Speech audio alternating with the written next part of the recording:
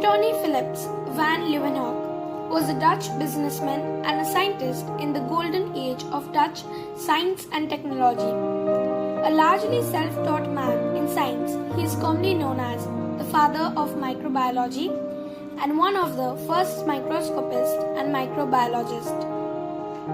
Van Leeuwenhoek is best known for his pioneering work in microscopy and for his contributions towards the establishment of microbiology as a scientific discipline.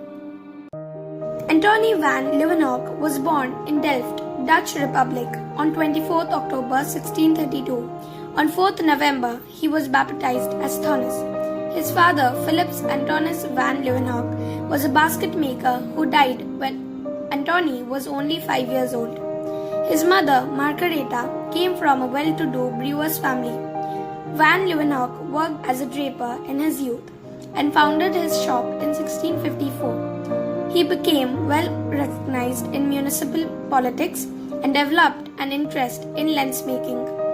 In the 1670s, he started to explore microbial life with his microscope. This was one of the notable achievements of the golden age of Dutch exploration and discovery. While running his draper shop, Van Leeuwenhoek wanted to see the quality of thread better than what was possible using the magnifying lenses of the time. He developed an interest in lens making, although few records exist of his early activities. Antony van Leeuwenhoek made more than 500 optical lenses. He also created at least 25 single-lens microscopes of different types, of which only 9 have survived. These microscopes were made of silver or copper frames, holding hand-made lenses.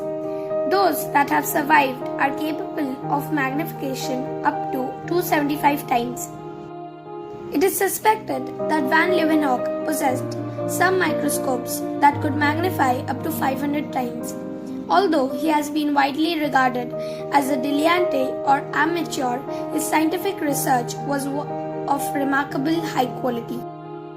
Van Leeuwenhoek maintained throughout his life that there are aspects of microscope construction which I only keep for myself, in particular his most critical secret of how he made the lenses.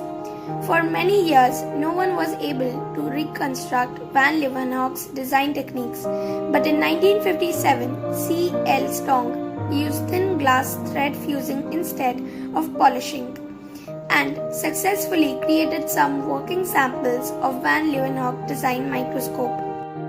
Van Leeuwenhoek used samples and measurements to estimate numbers of microorganisms in units of water.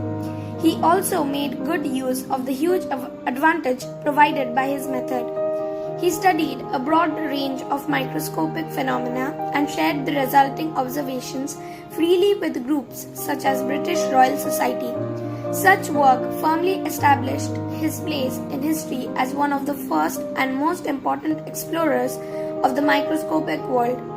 Van Leeuwenhoek was one of the first people to observe cells, much like Robert Hooke.